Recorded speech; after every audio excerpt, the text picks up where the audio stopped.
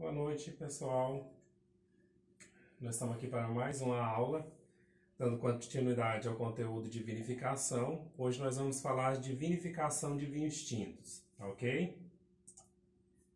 Então, assim como a gente fez para os vinhos brancos, a gente vai passar pelo passo a passo da produção desses vinhos.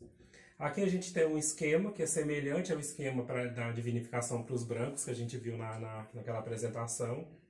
Então a gente tem a recepção da uva, né? Tem a colheita posterior da uva, a chegada dela na cantina.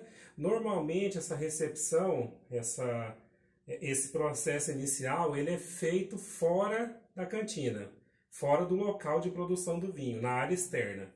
Então as uvas chegam. Para o vinho tinto, necessariamente uvas tintas, tá ok?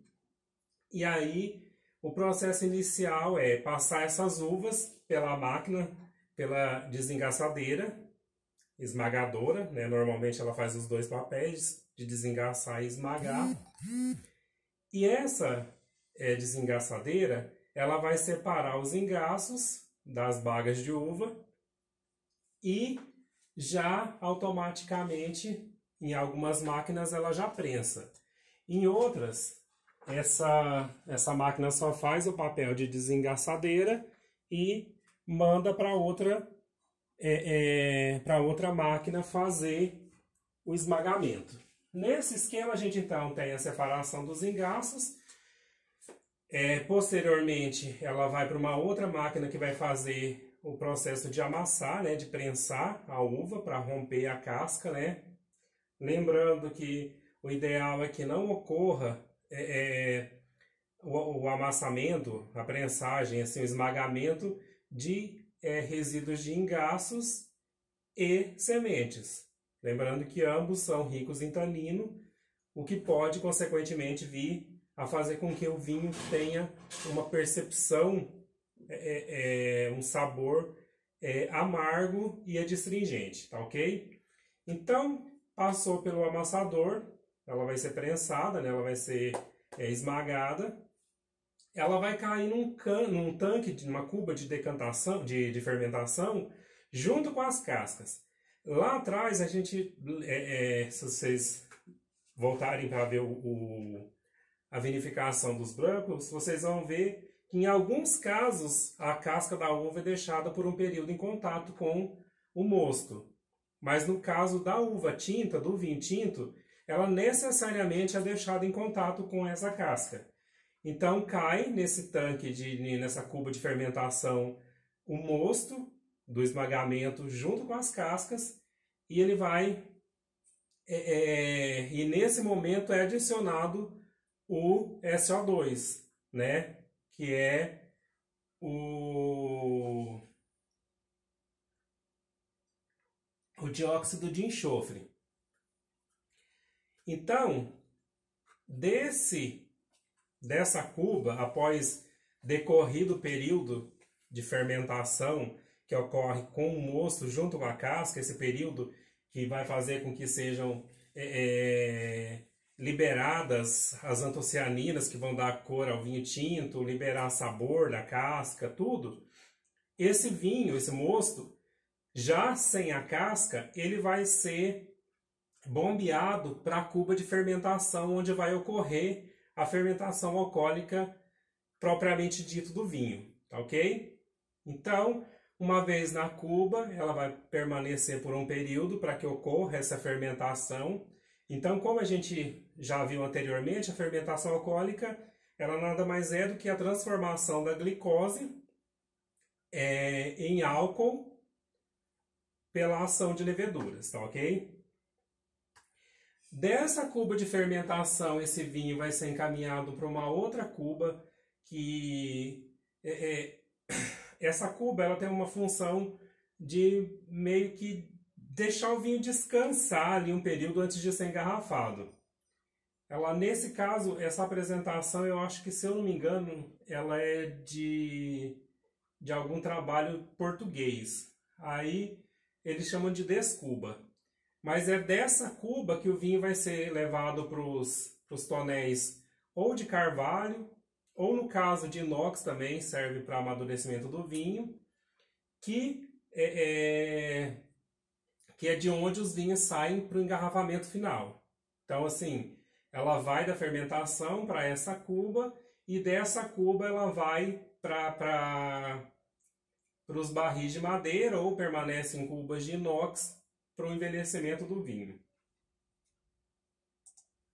Então vamos lá. A vinificação dos tintos, em linhas gerais, possui as mesmas etapas da vinificação dos brancos, porém existem algumas diferenças fundamentais que serão explicadas a seguir. Então, o processo, basicamente, assim falando, é o mesmo. Passa pelas mesmas etapas, porém, cada um tem sua especificidade. Os vinhos tintos possuem aromas e sabores mais intensos que os brancos, e estes são extraídos juntamente com a cor e os taninos das cascas das uvas durante a fermentação. O que a gente tem que entender é o seguinte: se eu tenho um vinho que ele é resultado de uma prensagem mais amena, igual é a prensagem para obtenção do mosto flor, por exemplo, as características de sabor e aroma, eles vão ser menos intensos porque esse vinho ele não teve um contato com a casca. Tanto é que tem um trecho na apresentação passada que fala que alguns enólogos fazem a opção por deixar o vinho em contato com a casca, o vinho branco, um período para que se intensifique aroma e sabor. No caso aqui, esse contato no vinho tinto ele é imprescindível, porque a cor do vinho tinto ele é decorrente do contato do mosto com a casca para a liberação das antocianinas. E também liberação dos taninos. Os vinhos eles têm uma concentração de tanino. No entanto, uma concentração muito alta de tanino resulta num vinho amargo e adstringente. Tá ok? Então, liberação, né? Juntamente são... Os vinhos tintos possuem aromas e sabores mais intensos que os brancos, decorrente do contato do mosto com a casca, como eu já falei. Juntamente com cor e tanino das cascas das uvas durante a fermentação. Então, a gente viu que tem uma cuba, onde após a prensagem ali, o amassamento, a uva cai com casca dentro dessa cuba e ali vai ocorrer um processo de fermentação prévia que é para liberar, então, os taninos, as antocianinas, que vão dar essa cor e esse sabor ao vinho mais intenso. Tá? Aí o manuseio dessa extração determina em grande parte o estilo do vinho e é o ponto mais importante da produção de vinhos tintos. Os taninos extraídos protegem o vinho tinto durante os longos períodos em que desenvolvem seu complexo buquê. Então, a gente já sabe agora que os taninos eles têm uma função importante no vinho. Embora a gente tenha falado muito sobre tanino, eu vou postar junto com esse vídeo um material falando sobre o que são especificamente taninos, como eles e a importância deles para o vinho, tá ok? Mas então, resumidamente, a gente sabe que os taninos eles são importantes. Grandes concentrações de tanino levam a vinhos amargos e adstringentes. Porém, a ausência do tanino no vinho também tem um lado negativo, tá ok? Então, o primeiro passo é removendo o suco das uvas, rompendo as cascas. Assim que as uvas chegam à vinícola, são colocadas no esmagador desengaçador para a produção do mosto, sendo adicionado dióxido de enxofre em quantidades menores que no caso dos brancos, pois os taninos exercem um significativo efeito antioxidante. Então, diferentemente do vinho branco, onde a concentração de tanino é bem inferior, nesse vinho a gente adiciona uma quantidade menor de dióxido de enxofre. Como a gente viu anteriormente, o dióxido de enxofre tem uma função antioxidante, além de biocida. Nesse caso, como eu tenho mais taninos, eu não preciso de tanto dióxido de enxofre. O tanino vai fazer a função antioxidante juntamente com o dióxido de enxofre. Tá ok? O ajuste de acidez Se necessário, é feito antes da fermentação, pela adição de ácido tartárico. Uma vez completado este processo, o mosto, composto pelas cascas, bagas e suco, é bombeado para um tanque de fermentação, onde se dará a fermentação alcoólica, ok? Então a gente tem a extração e aí o esmagamento, né? Aí essa mistura do suco do esmagamento junto com as cascas e as bagas, ela vai ser levada para a fermentação alcoólica, ok? Então vamos lá, a gente vai falar agora sobre o mosto. O que compõe? Qual que é a composição desse mosto? Então, denomina-se mosto o líquido que é obtido a partir do esmagamento, prensagem, da uva madura. A maior parte do mosto é composto por água. O mosto apresenta, além disso, uma série de componentes. Então, água, a maioria das frutas, elas têm um teor altíssimo de água, né? Não é diferente com a uva. Então, o mosto, o suco extraído dessas uvas, ela tem um teor altíssimo de água. Mas além da água, ela apresenta componentes como o açúcar, ácidos, principalmente o tartárico, o málico e o cítrico, sais minerais, fosfatos, cloretos, potássio, cálcio, magnésio, sódio, ferro, manganês, alumínio e cobre, substâncias nitrogenadas, proteínas, aminoácidos e compostos nitrogenados, as pectinas, as mucilagens e vitaminas. Estão dissolvidos no mosto ainda substâncias aromáticas provenientes das uvas, que agregarão ao vinho aromas vegetais, frutados e florais. Ok? Então, assim, lembrando que o vinho, quando novo, quando jovem, ele tende a apresentar esses aromas mais para os frutados, vegetais, florais. Então, assim, os aromas mais intensos, eles são obtidos a partir do processo de maturação, que é o que a gente conversou. Quando o vinho vai envelhecendo, ele vai mudando o aroma dele. Então, ele passa pelos tabaco, terra, esses mais intensos, couro, esses aromas mais intensos, tá ok? Alguns componentes presentes no vinho não são encontrados no mosto, já que estão presentes apenas nas cascas. Estes compostos são as substâncias corantes, pigmentos, os taninos, no caso de uvas tintas, e alguns compostos nitrogenados. Então, assim, no mosto, no suco da uva tinta, se você só extrair o mosto, você não vai ter a presença de corantes, taninos e compostos nitrogenados. No entanto, o motivo de se deixar esse mosto em contato, esse suco em contato com as cascas é exatamente isso, a liberação dessas substâncias que não estão presentes no mosto. Ok? Então vamos lá, o segundo passo é a fermentação alcoólica e maceração. Nesse estágio da vinificação dos tintos, a cor, os componentes de aroma e sabor e os taninos serão extraídos das cascas. Então, só repetindo o que a gente já comentou. Cor, as antocianinas que são extraídas da casca. A questão do sabor e do aroma, ele é intensificado pela presença dessa casca. Obviamente que o suco puro, o mosto puro, ele tem um odor, assim, um aroma de uva. Mas essa intensidade nesse aroma e nesse sabor, ele vai ser decorrente da permanência, da fermentação desse mosto com a casca. Tá? A concentração destes componentes sensoriais definirá os parâmetros mais importantes para o estilo do vinho a ser produzido. Então, quanto mais tempo eu deixar esse mosto em contato com a casca, mais intenso vai ser o aroma e o sabor. E a presença dos taninos, obviamente, e a cor.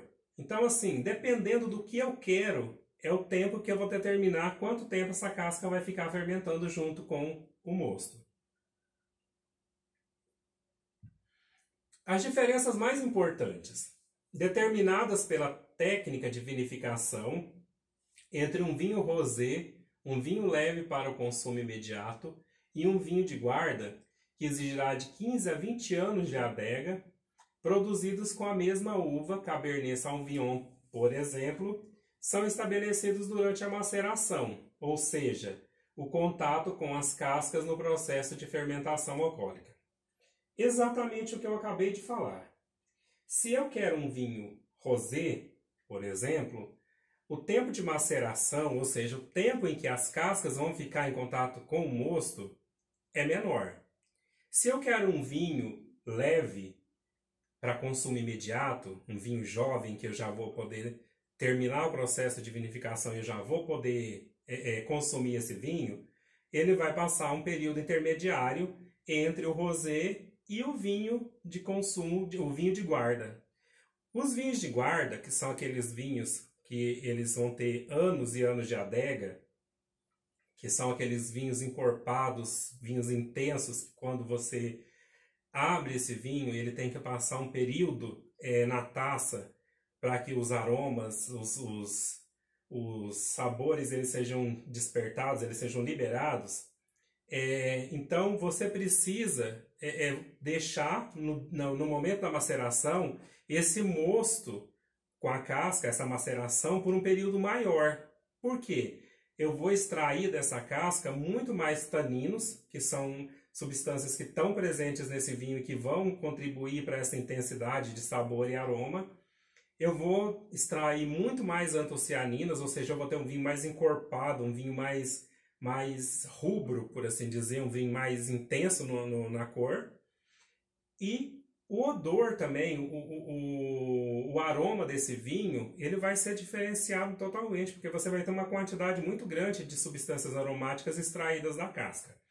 Então, em síntese, a gente vai definir quanto tempo de maceração em função do tipo de vinho que a gente quer produzir. Vamos lá. A formação do chapéu. O mosto colocado no tanque de fermentação é inoculado com leveduras, que darão início ao processo de fermentação alcoólica, com a transformação da glicose em álcool etílico e gás carbônico. Os sólidos dissolvidos no mosto, basicamente cascas, sementes, engaços residuais e a polpa da uva, que de início estão dispersos com a produção do gás carbônico, começam a ser empurrados para o topo do tanque de fermentação, dando origem ao denominado chapéu. Então imagina o seguinte, a gente tem um mosto com casca, engaços residuais, sementes, restos de polpa misturados ali, dissolvidos, né, por assim dizer.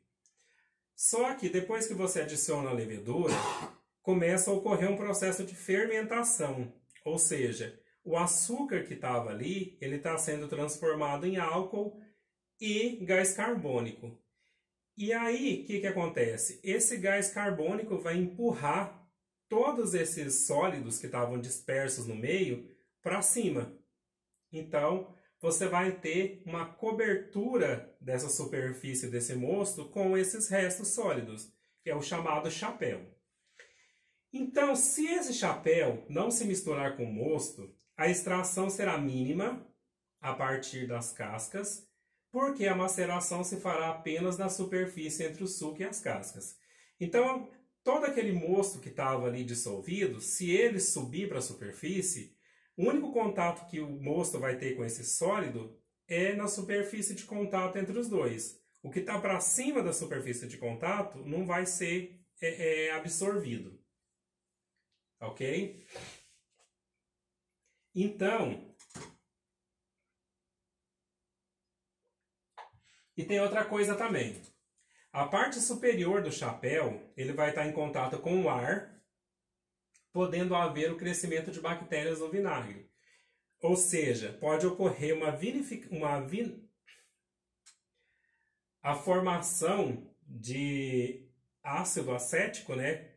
Que é a produção daquele vinho avinagrado, que a gente chama. Isso acontece em vinhos engarrafados também, por questão da maneira como você conserva esses vinhos. Então, a tendência de um vinho esses vinhos de rolha, que você mantém eles em pé, a rolha tende a secar e aí tende a facilitar a entrada de oxigênio dentro desse vinho. E isso se torna um ambiente propício para o crescimento de bactérias, que são as bactérias do vinagre, que vão fazer com que esse vinho se torne vinagre, né? Que tem uma quantidade grande de ácido acético, transformando esse vinho em vinagre. Aí vamos lá. Para aumentar a extração e reduzir os riscos de contaminação, é necessário manter o chapéu coberto pelo mosto saturado de CO2. Então, em linhas gerais, a gente tem que fazer com que esse chapéu ele esteja sempre imerso no mosto. Então, você tem que estar sempre revolvendo esse mosto para fazer com que esse chapéu esteja sempre imerso no mosto, para não deixar acontecer isso aí, de crescer bactérias e não ter uma extração máxima desses elementos que a gente quer. O terceiro passo é maceração, né? O contato das cascas com suco. Na casca das uvas tintas e nas porções da fruta imediatamente abaixo da casca estão a maioria dos compostos que lhes dão cor, aroma e sabor. O suco dessas uvas é praticamente incolor, no máximo um pálido rosado ou amarelo. E as cascas das uvas tintas são também ricas em taninos, de 3 a 6,5%. Então, como eu falei anteriormente, o suco ele vai ter um aroma e um sabor fraco de uva. Embora ele não tenha cor, mas o sabor e o aroma ele vai representar.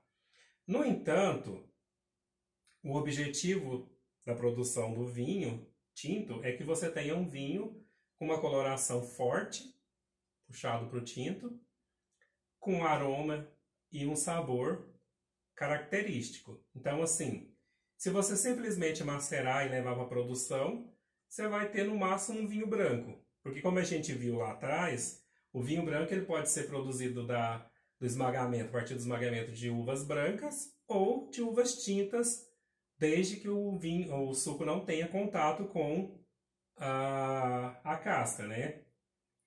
E a questão do tanino também. A casca do vinho ela é muito rica em tanino, de 3 a 6,5%, que são necessários para a produção do vinho. Maceração é o nome que se dá ao período em que as cascas são mantidas em contato com o mosto, durante a fermentação. A decisão de quando separar a casca do suco interfere diretamente no tipo de vinho que será produzido. Quanto maior for este período, maior será a extração de cor e taninos das cascas para o suco. Como as moléculas de cor são menores, são extraídas mais rapidamente que os polímeros de taninos, que são significativamente maiores. Tá ok? Então, isso é só repetindo o que a gente já falou anteriormente. A maceração, que é o contato da casca com o mosto, o tempo que você vai deixar esse moço com a casca em contato é o tempo que é necessário para a produção de determinados vinhos. Então, um vinho rosé é pouco tempo, um vinho leve, um pouco mais de tempo. Agora, um vinho encorpado, um vinho mais intenso, um vinho de guarda, você vai deixar um tempo bem superior aos outros dois. Então, a maceração prolongada é a denominação que se utiliza quando o contato das cascas com suco de uva se prolonga após o término da fermentação alcoólica, podendo se estender por várias semanas. A maceração prolongada muda o caráter das moléculas de tanino e também modifica o aroma do vinho. O que seria então essa maceração prolongada? Então você tem um tempo de fermentação que você vai manter em maceração essa casca junto com o mosto. Terminado o período de fermentação, ou terminada a fermentação, você vai manter essa casca em contato com o mosto por mais um período de tempo, que pode se estender por várias semanas. Durante a maceração prolongada, o vinho deve ser continuamente monitorado. Só para ressaltar, então, essa maceração prolongada, ela muda o caráter das moléculas de tanino e modifica o sabor do vinho. Ou seja, essa maceração prolongada ela tem um objetivo. Você vai obter um vinho diferenciado em termos de caráter de tanino e o aroma do vinho. Durante a maceração prolongada, o vinho deve ser monitorado, né, continuamente para se aferir as mudanças na cor e no teor de taninos. A decisão de terminar o processo de maceração é baseada totalmente no sabor e na cor do vinho.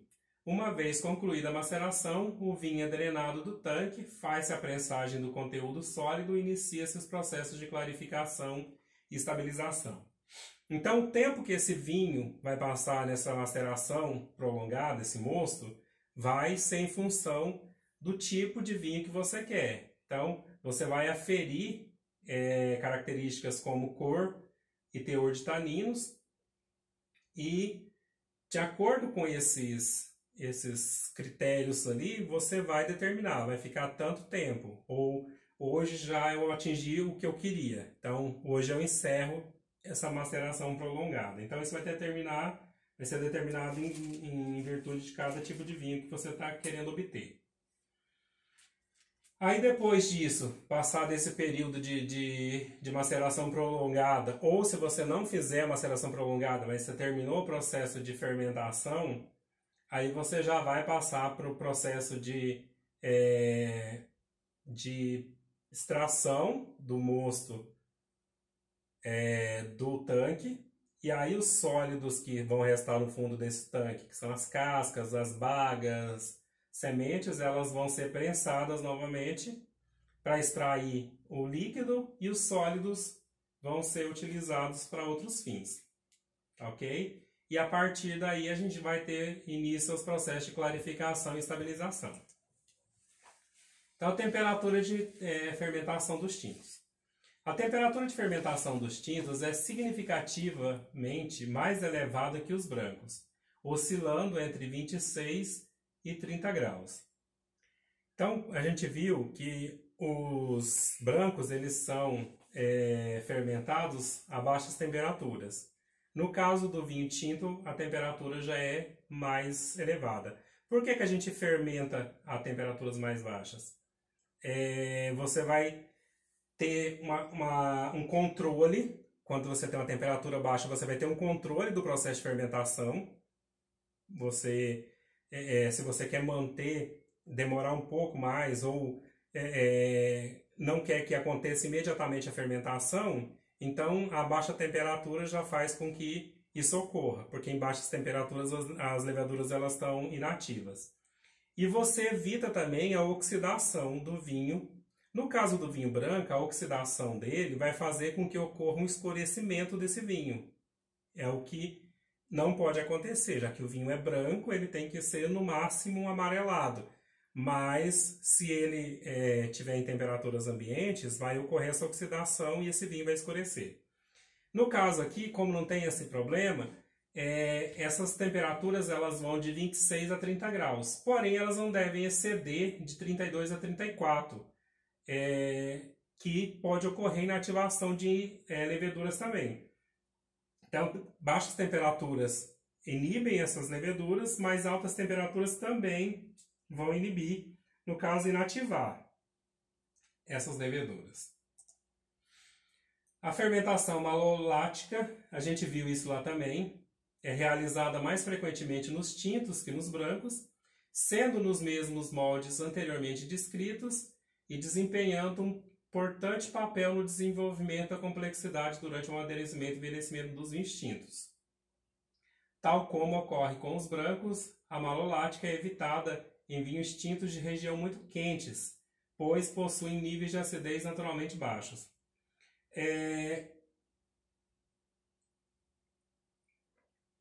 Como eu comentei anteriormente, eu acho que a gente comentei isso na aula de tirar dúvidas, Vinhos que são produzidos em regiões frias, que passam por invernos, por temperaturas muito baixas, eles tendem a ter um teor ácido, assim, de acidez muito elevado. Por quê? No frio, a uva ela demora mais tempo para maturação do fruto. Então, assim, acaba que a colheita é feita com o fruto não totalmente maturado, ou seja, com níveis de acidez muito elevados. A gente sabe que frutas, no contexto geral, quando elas estão mais verdes, elas têm um nível de acidez muito alto. E quanto mais madura, maior o nível de açúcar e menor a acidez. Então, quando você está produzindo vinhos com uvas que são de regiões mais quentes, aonde a maturação da fruta ela ocorre naturalmente e ela atinge os níveis ideais de maturação, então você tem uma acidez, um nível de acidez mais baixo nesse vinho e, consequentemente, você não vai ter necessidade de fazer a fermentação malolática, que a gente viu que é a transformação do tipo de ácido. Agora eu não lembro o nome do ácido. É ácido. Desculpa, gente. Me deu um branco agora com relação ao ácido. Mas é só voltar lá atrás que vocês vão ver que tipo de ácido que é transformado em pau. Porque um é mais intenso, então ele seria mais perceptível no vinho. E o outro, que é um pouco menos potente, não é tão perceptível no vinho. Então ocorre essa transformação. Mas o que eu queria dizer é o seguinte: se você está produzindo um vinho de uvas que foram plantadas em regiões quentes, você não precisa fazer essa fermentação, porque os níveis de ácido de vinhos decorrentes são produzidos de uvas dessas regiões, eles têm níveis mais baixos de acidez, em função do maior estágio de maturação das uvas, tá ok? Vamos lá. O próximo passo é a drenagem dos tanques e a produção do chamado vinho de prensa. Então, após o término da fermentação e da maceração, o vinho é drenado dos tanques, sendo então colocado nos tanques de aço ou nos tonéis de barris de madeira, para o período de amadurecimento. A partir daí, os sólidos restantes nos tanques de fermentação são prensados, obtendo-se chamado vinho de prensa, que possui elevados teores de cor e taninos. Estes vinhos eles podem sofrer fermentação malolática, sendo reservado para ser ou não utilizado no corte final do vinho. Isso é um critério do enólogo. Então, só para a gente frisar, o vinho de prensa é o vinho que é obtido daqueles sólidos que restaram no fundo do tanque de fermentação. Então, esses sólidos são prensados e o que é extraído dele é o chamado vinho de prensa, que ele pode passar por fermentação malolática e pode ser ou não utilizado no corte do vinho final. Isso é uma escolha do enólogo. Então vamos falar de novo de clarificação e estabilização. Então o processo de clarificação e estabilização dos tintos segue as mesmas técnicas e diretrizes já descritas na vinificação dos brancos. Aquele material que eu mandei para vocês fala muito de clarificação e estabilização. Então foquem nele, assim, para vocês entenderem melhor como são esses processos, os tipos de processo que são interessantes. Então, no entanto, como os vinhos tintos permanecem na vinícola por períodos mais longos, geralmente 2 a 3 invernos, a estabilização a frio não precisa ser realizada após a fermentação. Essa estabilização a frio, como está no material, ela é chamada de estabilização tartárica. O que ocorre? O frio, ele faz com que os cristais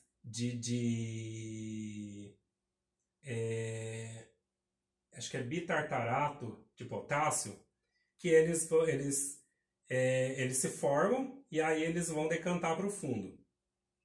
Que eles vão passar por um processo de decantação e eles vão sedimentar no fundo da garrafa.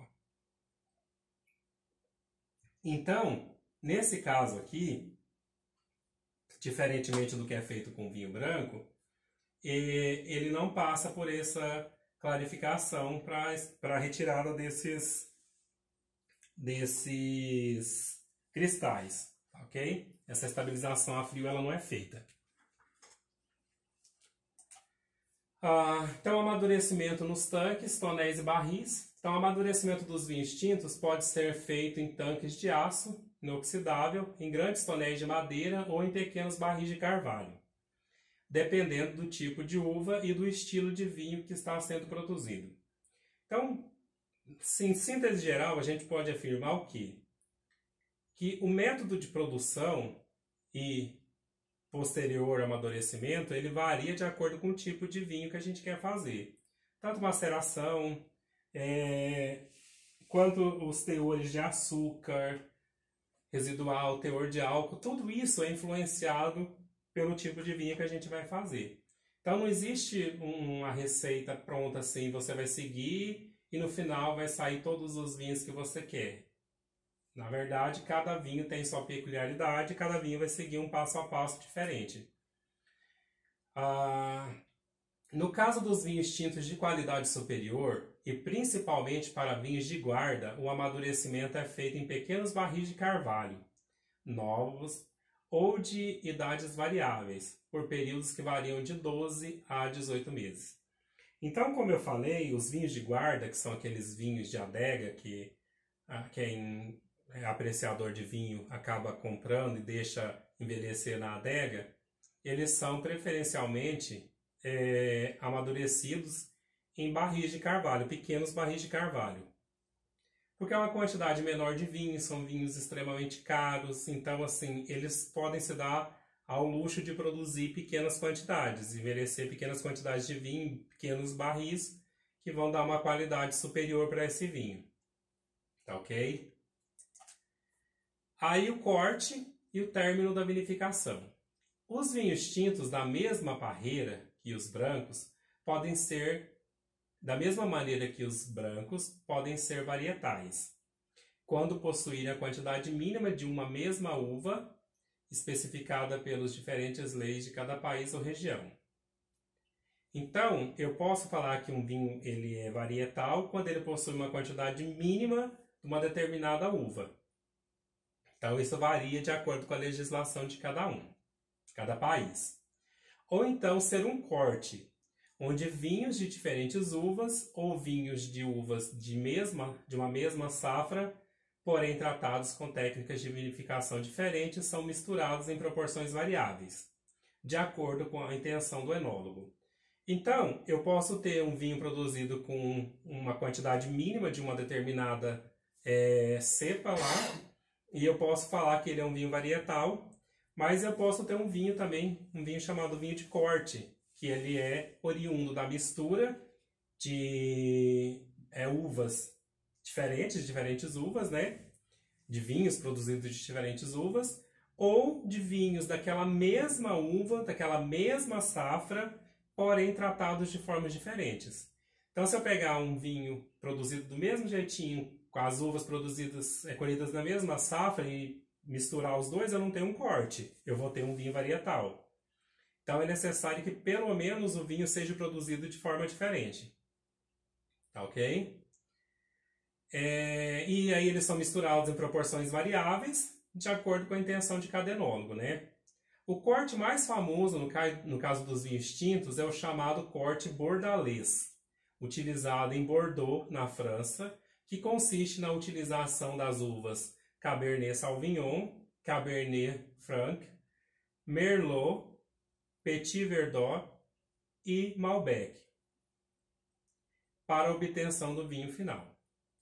Então, a gente tem um exemplo de corte, né, que é o corte bordalês, que é o que eles fazem na região de Bordeaux, na França, que tem vinhos de excelente qualidade, vinhos famosos no mundo inteiro.